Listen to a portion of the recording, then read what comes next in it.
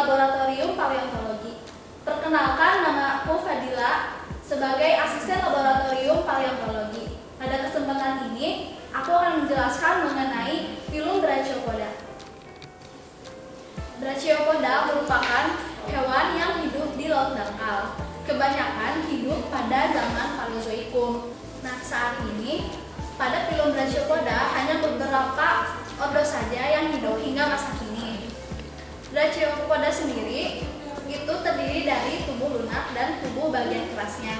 Tubuh bagian lunaknya dilindungi oleh tubuh bagian kerasnya, yaitu cangkang. Lalu, apa sih perbedaan cangkang Brachiopoda dengan Pelecypoda?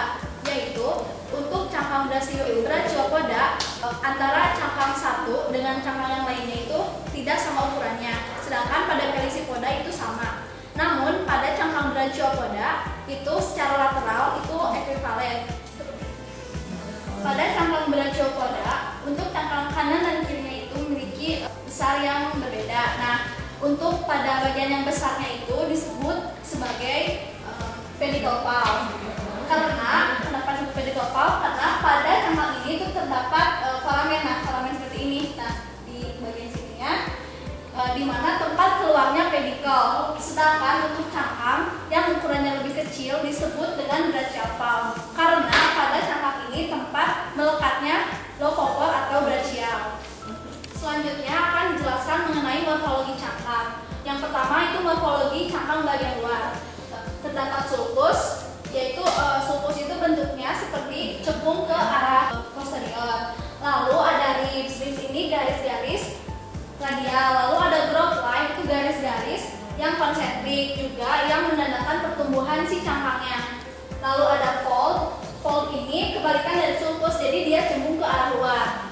Lalu ada beak. Beak ini merupakan titik awal pertumbuhan cangkang. Lalu ada delirium opening dan foramen, itu bukaan tempat di mana keluarnya pedicle.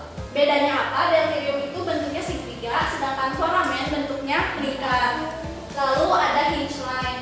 Hinge line itu garis yang sepanjang di bagian posterior ini. Nah, di hinge line ini terdapat gigi dan soket melekat. Terus ada commissure. Commissure ini jadi garis antara si valve satu dengan valve lainnya. Lalu ada umbo. Umbo merupakan titik paling tinggi pada cangkangnya. Lalu selanjutnya akan dijelaskan mengenai morfologi cangkang bagian dalamnya. Nah, pada bagian ini ada bagian brachidium. Brachidium ini tempat melekatnya lovopor. Nah, brachidium ini kenapa dapat saya sebutkan? Karena brachidium ini dapat terfosilkan. Bentuknya itu melingkar seperti ini. Lalu ada bagian sini itu ada foramen. Lalu ada soketan gigi. Yang tadi disebutkan bahwa soketan gigi ini berada di bagian hinge line. Nah, untuk bagian ini itu merupakan jejak-jejak otot Brachiopoda.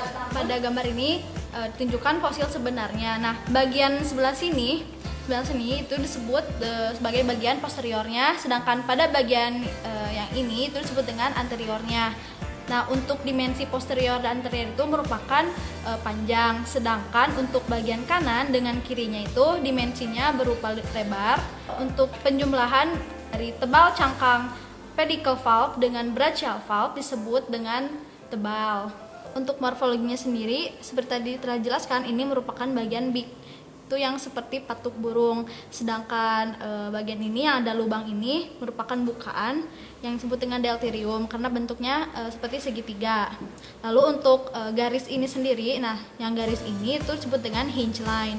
Untuk ini yang garis-garis ke secara radial ini disebut dengan ribs. Untuk garis-garis yang ini, yang konsentrik atau secara seperti horizontal ini disebut dengan growth line.